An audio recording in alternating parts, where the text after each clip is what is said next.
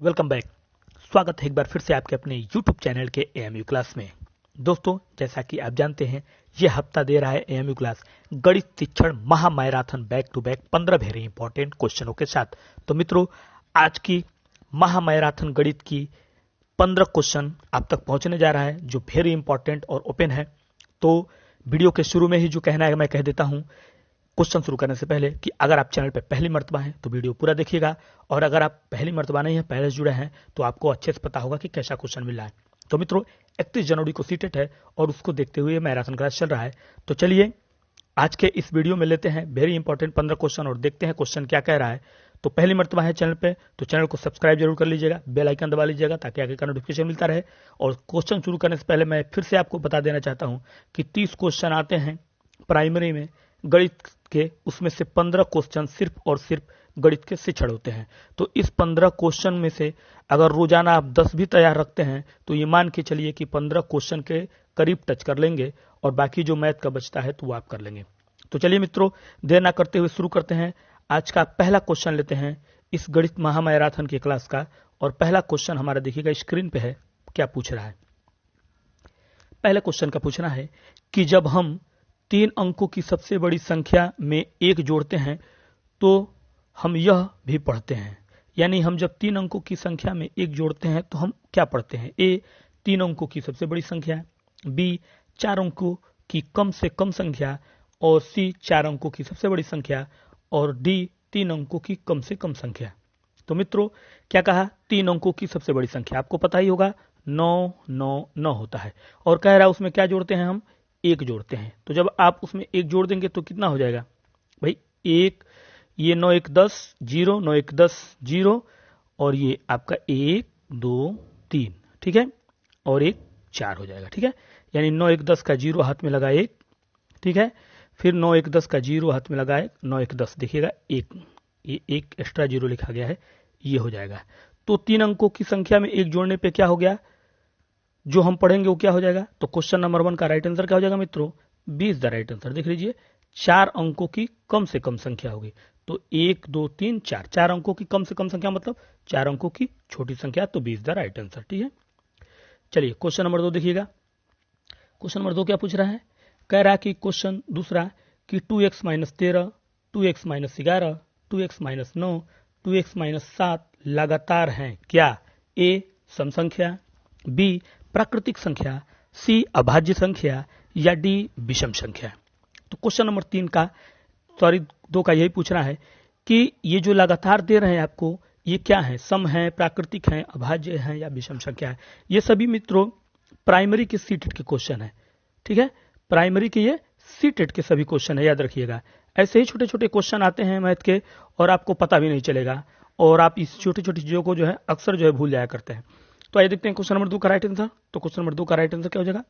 D is the right answer, विषम संख्या। देख लीजिए, सभी विषम संख्या है। ठीक है, चलिए बढ़ते हैं अगले क्वेश्चन की तरफ। Question number 3।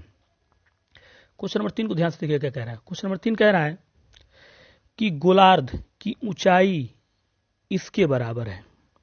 किसके? त्रिज्या एल के, बी, परिधि के, सी, क्षमता के, या डी, सतह के। गोलार्ध की ऊंचाई इनमें से किसके बराबर है? क्वेश्चन नंबर 3 का यही पूछना है। तो मित्रों, अगर पहली मर्तबा आप सीटेट देने जा रहे हैं तो 31 जनवरी आप गिन लीजिए कितना दिन बचा है आपके पास। और very important, back to back ये पूरा हफ्ता आपका 30 तक चलेगा महामैराथन गणित क्लास, रोजाना शाम 7 बजे। तो जुड़ना मत भूलिए, नहीं है तो, और लाभ लीजिए, यकीन मानिए आप पछता के नहीं आएंगे। तो आइए देखते हैं क्वेश्चन नंबर 3 का राइट आंसर। गोलार्ध की ऊंचाई इसके बराबर है। तो गोलार्ध की ऊंचाई का क्वेश्चन नंबर 3 का राइट आंसर हो जाएगा ए, त्रिज्या एल के बराबर। किसके होगी? त्रिज्या एल के बराबर। क्वेश्चन नंबर 4 देखिए। क्वेश्चन नंबर 4 क्या पूछ रहा है? डेटा विश्लेषण की छात्र की समझ, यानी डेटा विश्लेषण की छात्र की समझ का आकलन करने के लिए उपर्युक्त प्रारंभिक कार्य है। डेटा विश्लेषण की छात्र की समझ का आकलन करने के लिए प्रारंभिक कार्य कौन सा होगा? ए, पहेली, बी, क्रॉस शब्द, सी, सर्वेक्षण आधारित परियोजनाएं, या डी, रोल प्ले। यानी डेटा विश्लेषण की छात्र की समझ का आकलन करने के लिए सबसे प्रारंभिक कार्य इन चारों में से कौन सा होगा। ठीक है, तो आइए देखते हैं क्वेश्चन नंबर 4 का राइट आंसर क्या है। तो क्वेश्चन नंबर 4 का राइट आंसर हो जाएगा सी इज द राइट आंसर, सर्वेक्षण आधारित परियोजना है। ठीक है, अगला question, question number 5। Question number 5 क्या पूछ रहा है मित्रों, खंड गणित की पाठ्य पुस्तक के विभिन्न विषयों में शामिल अभ्यास समय का उद्देश्य है। खंड गणित की पाठ्य पुस्तक के विभिन्न विषयों में शामिल अभ्यास समय का उद्देश्य है। ए, छात्रों को मजा और आनंद प्रदान कराना।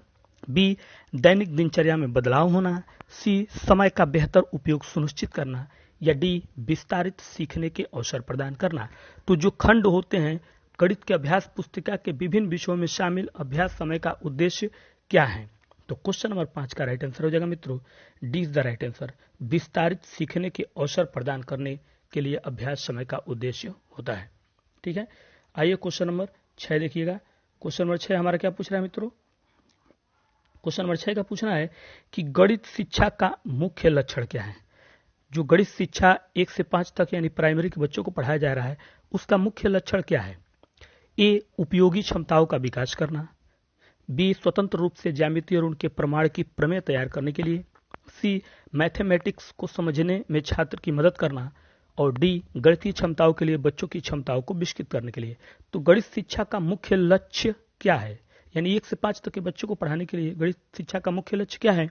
तो क्वेश्चन नंबर 6 का राइट आंसर हो जाएगा मित्रों ए इज द राइट आंसर। क्या हो जाएगा, ए इज द राइट आंसर, उपयोगी क्षमताओं का विकास करना। किसमें, बच्चों में। किसमें, बच्चों में उपयोगी क्षमताओं का विकास करना, यही गणित का मुख्य लक्ष्य है। ठीक है, बढ़ते हैं अगले क्वेश्चन की तरफ। क्वेश्चन नंबर 7 देखिए, क्वेश्चन नंबर 7 क्या पूछ रहा है, गणित का लंबा आकार, इन्वर्टेड में देखिएगा, गणित का लंबा आकार एनसीएफ 2005 में उल्लेखित है। यानी गणित का जो लंबा आकार शब्द है एनसीएफ 2005 में यानी राष्ट्रीय पाठ्यचर्या की रूपरेखा 2005 में उल्लेखित है। यानी इस गणित की लंबी आकार का मतलब क्या हुआ। ए, चुनौतीपूर्ण समस्याओं को हल करना।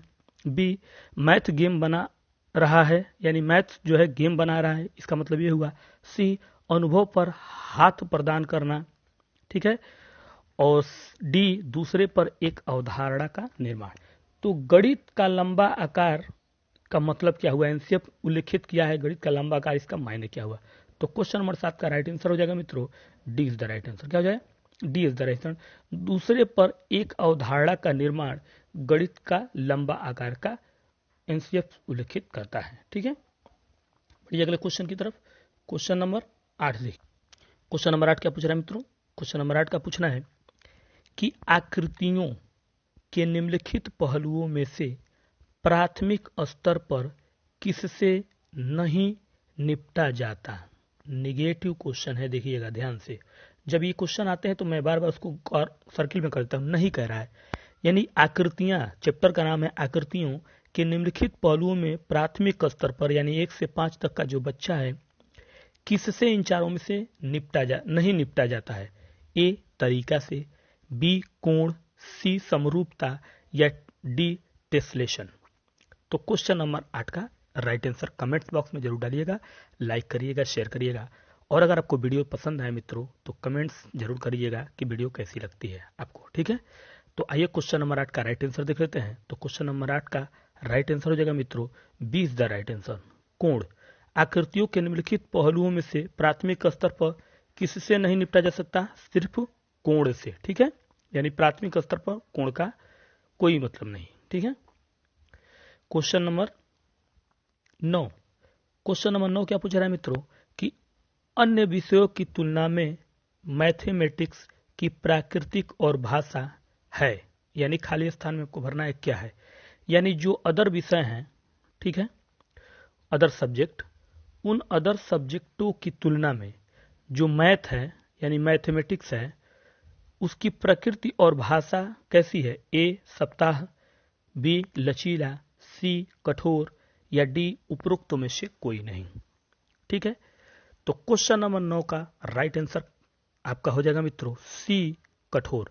अन्य विषयों की तुलना में मैथमेटिक्स की प्रकृति और भाषा क्या होती है, कठोर है। ठीक है, आइए क्वेश्चन नंबर 10, बड़ा ही इंपॉर्टेंट क्वेश्चन है, देखिएगा। और ये एक तरह से कह लीजिए ओपन क्वेश्चन है। ये क्या है?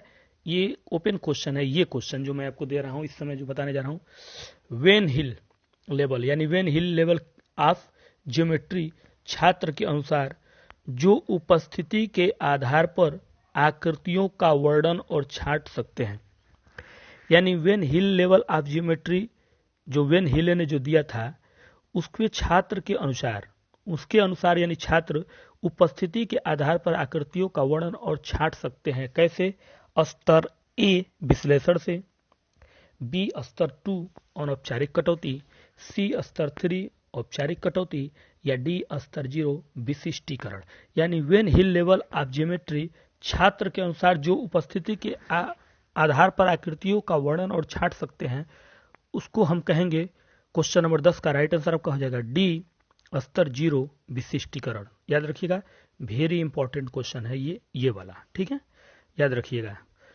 आइए क्वेश्चन नंबर 11 देख लेते हैं मित्रों। क्वेश्चन नंबर 11 हमारा क्या पूछा है, देखिएगा। क्वेश्चन नंबर 11 हमारा कह रहा है कि दो दशमलव संख्याओं के योग की संकल्पना पढ़ाने के लिए निम्नलिखित में से यानी इन चारों में से शिक्षण अधिगम का कौन सा साधन सर्वाधिक उपयुक्त है। आपको क्या पढ़ाना है बच्चे को?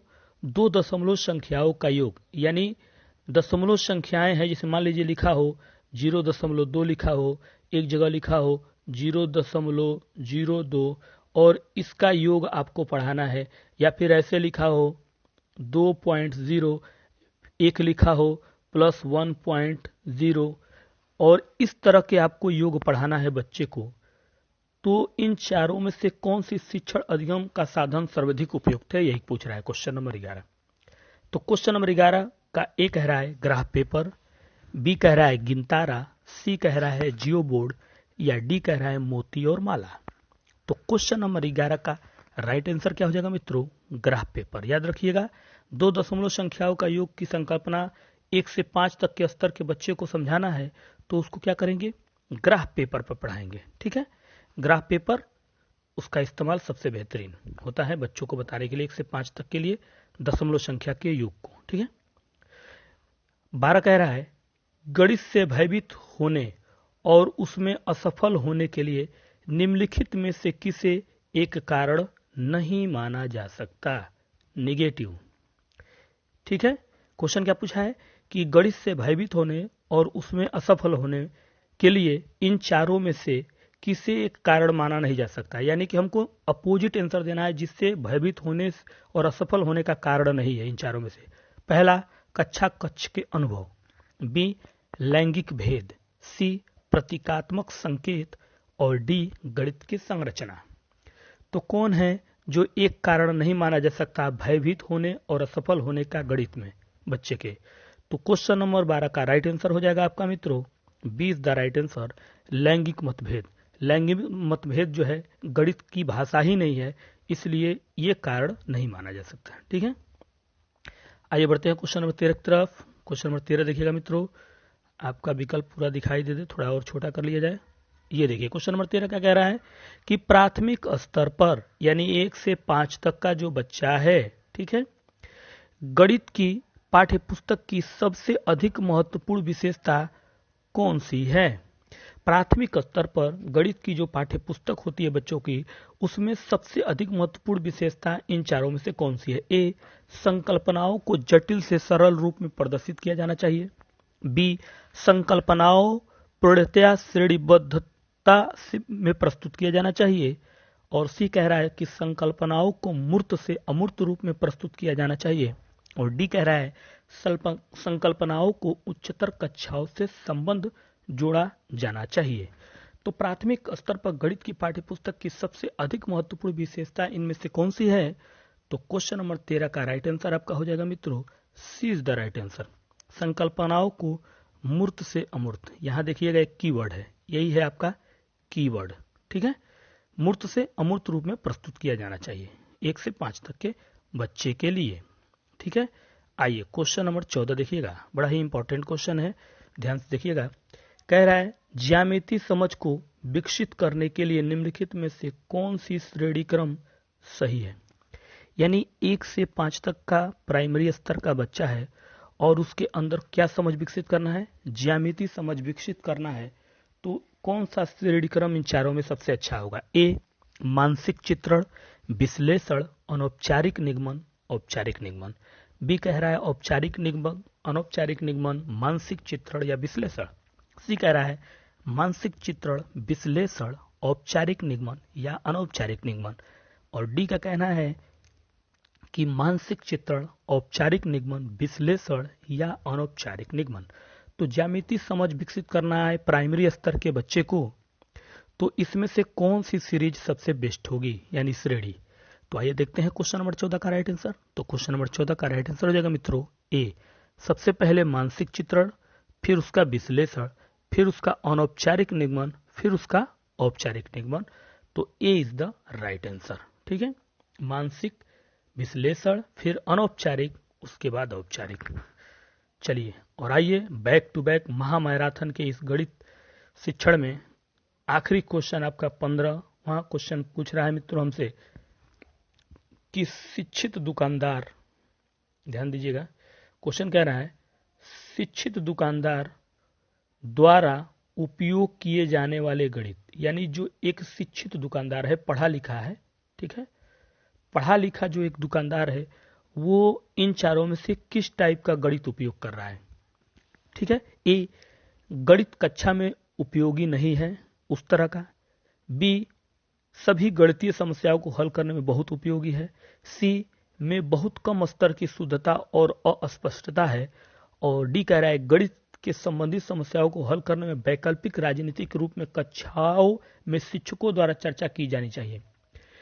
शिक्षित दुकानदार द्वारा उपयोग किए जाने वाले गणित, तो क्वेश्चन नंबर 15 का राइट आंसर आपका हो जाएगा मित्रों D is the right answer.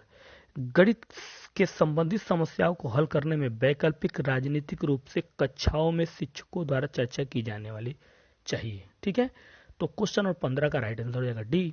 तो मित्रों कैसी लगी आज की हमारी वीडियो और कैसा लगा आज का हमारा बैक टू बैक गणित शिक्षण का 15 very important question comments box में जरूर बताइएगा। और अगर वीडियो पसंद आया तो चैनल को सब्सक्राइब करके बेल आइकन जरूर दबा लीजिएगा ताकि इस हफ्ते का जितना वीडियो आपको मिलता रहे शाम 7 बजे वो आपको नोटिफिकेशन के रूप में मिलता रहे। तो दीजिए इजाजत, कल फिर मिलेंगे इसी समय इसी टाइम लेकर कुछ और बेहतरीन क्वेश्चन। तब तक के लिए नमस्कार।